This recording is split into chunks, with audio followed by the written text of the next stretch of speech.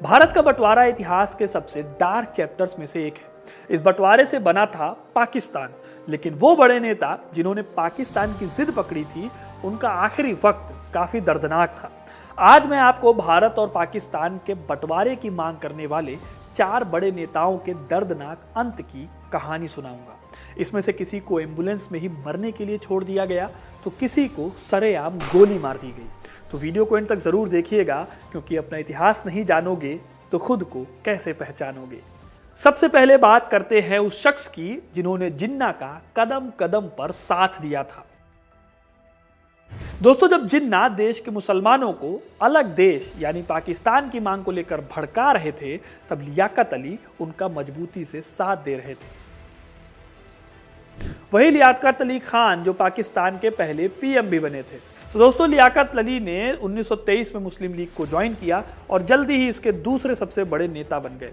1923 तक लियाकत अली पर जिन्ना का भरोसा अटूट हो चुका था। लियाकत अली ने ही जिन्ना को भारत लाकर मुसलमानों को एक करने का काम सौंपा था, लेकिन आगे चलकर दीवार ऐसी बनी दोनों के बीच कि वो कभी टूट नहीं पाई। जब देश का बंटवारा हुआ तो लियाकत अली खान पाकिस्तान के पहले पीएम बने, लेकिन उनकी कुर्सी पर खतरा था। जब तक जिन्ना जिंदा थे तब तक उन्हें कोई हाथ नहीं लगा पाया, लेकिन 1948 की जंग में भारत के पीएम जवाहरलाल नेहरू से लियाकत अली ने जो समझौता किया, वो और फिर पाकिस्तान के संविधान में बदलाव की लियाकत की कोशिश को पाकिस्तान के कट्टर मुसलमानों ने पसंद नहीं किया। और फिर आया वो दिन जो कभी किसी ने सोचा भी नहीं था।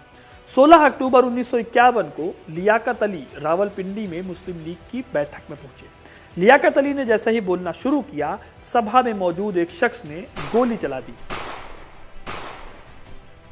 लियाकत अली के सीने में 3 गोलियां मारी गई और वहीं उनकी मौत हो गई। और इस तरह से पाकिस्तान बनाने की बात करने वाले सबसे बड़े लोगों में से एक ने इस दुनिया को छोड़ दिया। दोस्तों, लियाकत अली को गोली एक अफगान ने मारी थी जिसका नाम अकबर था, लेकिन लियाकत अली से ज्यादा बड़ी मौत हुई चौधरी रहमत अली की। ये वो शख्स थे जिन्होंने जिन्ना से भी पहले पाकिस्तान की मांग को रखा था।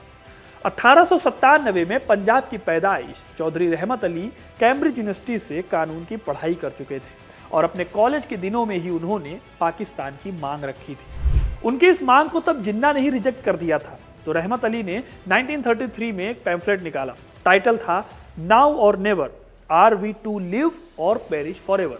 इसी पैम्फलेट में पाकिस्तान की मांग थी और साथ ही उसका नक्शा और बनाने का प्रोसेस भी। रहमत अली ने लिख दिया था कि भारत के उत्तर पश्चिम में मुसलमान बहुसंख्यक हैं। पंजाब, कश्मीर, सिंध, बलूचिस्तान, बंगाल, असम और हैदराबाद को मिलाकर एक देश बनाया जाए और इसका नाम पाकिस्तान यानी पवित्र भूमि होना चाहिए। हालांकि जिन्ना ने तब इस प्रस्ताव को रिजेक्ट कर दिया था, लेकिन रहमत अली ने अलगाव की जड़ों को मजबूत कर दिया था। हालांकि जितना बड़ा पाकिस्तान रहमत अली ने सोचा था, आज़ादी के वक्त उससे कहीं छोटा पाकिस्तान मिला था जिन्ना को। इसलिए जैसा पाकिस्तान वो चाहते थे, उसे हासिल करने के लिए उन्होंने लंदन का अपना घर बेचा और 1948 में पाकिस्तान वापस आ गए।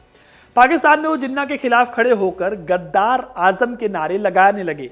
इसका रिजल्ट ये हुआ कि जिन्ना के वफादार लियाकत अली को ये सब पसंद नहीं आया।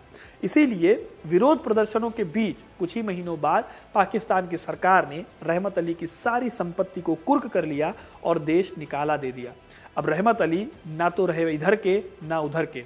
पाकिस्तान वो जा नहीं सकते थे, वहाँ संपत्ति नहीं बची और ब्रिटेन में उनकी हालत बहुत ख़राब थी। आखिर में वो कर्ज लेकर रहने लगे ब्रिटेन में ही। जब कर्ज चुकाने के लिए पैसे नहीं बचे तो उन्होंने खुद को दिवालिया घोषित कर दिया। इसके बाद वो बीमार पड़ गए। इलाज के लिए पैसे नहीं थे और बीमारी में ही 3 फरवरी 1951 को रहमत अली की अस्पताल में ही दर्दनाक मौत हो गई। पाकिस्तान की जनता दोस्तों, मोहम्मद अली जिन्ना की यादगार में उन्होंने $10 लाख जितना खर्च करके लाहौर में उनका स्मारक खड़ा करने की क्षमता रखती थी। लेकिन वही जनता उस रहमत अली को याद रखने वाली भी नहीं थी जिसने पाकिस्तान की रूपरेखा को पहली बार लिखकर तैयार किया था। आखिर में कैम्ब्रिज यूनिवर्सिटी के एक टीचर ने 20 फरवरी 1951 के दिन रहमत अली को दफना दिया उसी जगह पर। दोस्तों, भारत और पाकिस्तान के विभाजन का माउंटबेटन प्लान पेश करने वाले भारत के आखिरी वायसराय लॉर्ड माउंटबेटन की भी मौत भयानक थी। 27 अगस्त 1979 को लॉर्ड माउंटबेटन आयरलैंड की स्लिगो काउंटी में छुट्टियां बिता रहे थे। वो अपनी फैमिली के साथ शैडो नाम की नाव से फिशिंग कर रहे थे। कहते हैं बोट जैसे ही पानी में आगे बढ़ी तभी एक जोरदार धमाका हुआ।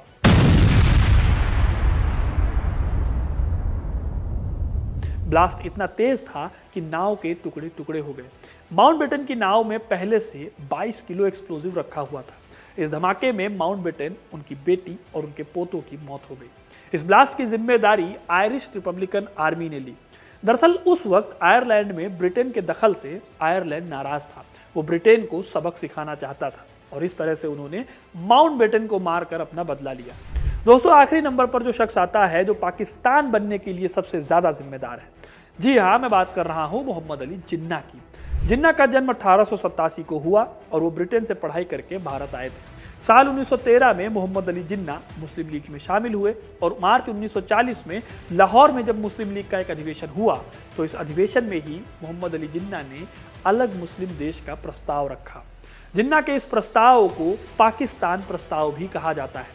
जिन्ना की जिद कितनी बड़ी थी इसे आप ऐसे समझिए दोस्तों कि जिन्ना ने कहा था कि अगर माचिस की डिबिया जितना भी पाकिस्तान मिलेगा तो वो उसे एक्सेप्ट कर लेंगे।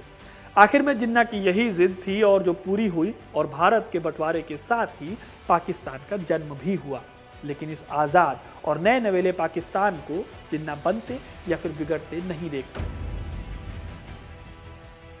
वो पाकिस्तान के पहले गवर्नर जनरल थे। पाकिस्तान में उनके साथ ऐसा सलूक हुआ जिससे उनकी तड़प तड़प कर मौत हुई। सिगरेट पीने का शौक रखने वाले जिन्ना को स्मोकिंग की वजह से टीबी हो गया। हालांकि ये टीबी भारत में ही हो गई थी। ये बीमारी जून 1948 आते आते जिन्ना की सेहत की दुश्मन बन गई। अगस्त 1948 तक जिन्ना का वजन सिर्फ 36 किलो ही रह गया था। फिर जिन्ना अपना इलाज कराने क्वेटा गए जो पाकिस्तान में पड़ता है, लेकिन उससे कोई खास फर्क नहीं पड़ा। 11 सितंबर 1948 को जिन्ना को पाकिस्तान के क्वेटा से कराची ले जाया गया। आप यकीन नहीं करेंगे लेकिन इमरजेंसी सिचुएशन में भी एम्बुलेंस को बहुत धीमी स्पीड से चलाया गया। यही नहीं, 6 किलोमीटर बाद एम्बुलेंस अचानक से रुक गई। कहा गया कि एम्बुलेंस का पेट्रोल खत्म हो गया। इस वक्त जिन्ना मौत के बेहद करीब थे। उनके चेहरे पर मक्खियां भिनभिना रही थी। 1 घंटे बाद दूसरी एम्बुलेंस आई और उससे जिन्ना को गवर्नर जनरल के हाउस ले जाया गया।